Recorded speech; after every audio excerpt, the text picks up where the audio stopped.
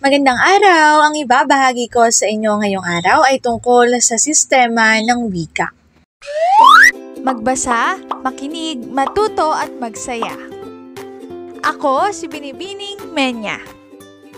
Handa na ba kayo? Tara na, umpisa na nating isa-isahin at pirapirasuhin ang mga detalyeng nakapaloob dito. Maaari kong ibigay ang soft copy ng video na ito, mag-email ka lamang o kaya naman ay mag-message sa aking Facebook page. Ilalagay ko ang aking email sa gitnang bahagi ng video at ang Facebook page naman ay sa huling bahagi matatagpuan. Maraming salamat sa panonood! Katulad ng bininggit ko kanina, ang ibabahagi ko ngayong araw ay tungkol sa 5 sistema ng wika. Ang sistema ng wika ay tumutukoy sa organisadong estruktura ng isang wika, kabilang ang mga tuntunin at elemento na bumubuo rito.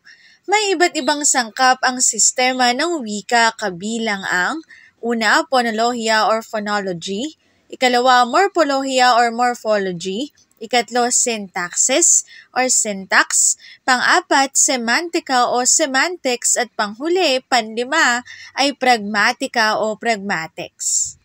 Tulad ng binanggit ko kanina, ang una ay phonologia or phonology sa wikang Ingles. Ang phonologia or phonology ay pag-aaral ng tunog sa isang wika. Halimbawa, sa Filipino, mayroong mga patinig. Ito ay ang A, E, I, O, U, at katinig naman, ito naman yung mga natirang letra. Katulad na lamang ng B, A, D, G, at iba pa. Ang ikalawa naman ay tinatawag na morphologia or morphology. Ang morphologia or morphology ay pag-aaral ng mga morpema o ang pinakamaliit na unit ng kahulugan sa wika. Halimbawa, ang salitang bahay ay isang morpema, habang ang kabahayan ay binubuo na ng panlapi. Unlaping ka, plus salitang ugat na bahay at hunlaping-an. Sumunod naman ay syntaxis o syntax.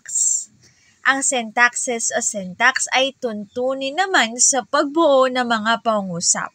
Halimbawa, sa Filipino, ang di karaniwang ayos ng pangungusap ay simuno plus ay plus panaguri.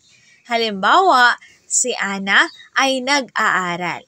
Nauna ang simuno plus ay plus panaguri. Ikaapat naman ay semantika or semantics. Kapag sinabi nating semantika or semantics sa wikang Ingles, ito ay pag-aaral ng kahulugan ng mga salita at pangungusap. Halimbawa na lamang dito ay ang salitang ilaw. Ang ilaw ay maaaring tumukoy sa literal na ilaw o sa isang taong nagsisilbing gabay, katulad na lamang ng ating mga nanay, ng ating mga ina or mama. Panghuli naman ay pragmatika or pragmatics sa wikang Ingles. Ang pragmatika or pragmatics ay pag-aaral ng paggamit ng wika sa konteksto. Halimbawa, ang malamig dito ay maaaring nangangahulugan na gusto ng nagsasalita na patayin ng aircon. Kabuuan ng sistema ng wika ay mahalaga upang maunawaan ang tamang paggamit at kahulugan ng wika sa iba't ibang sitwasyon. Ito ang sanggunian sa ginamit kong template sa buong presentasyon. Dito na nagtatapos ang aking pagbabahagi. Sana ay marami kayong natutuhan. Muli magbasa, makinig, matuto at magsaya. Ako si Binibining Menya. Paalam! Paalala, ang wikang Filipino ay mapagpalaya, atin natin itong gamitin, mahalin at mas paunlarin.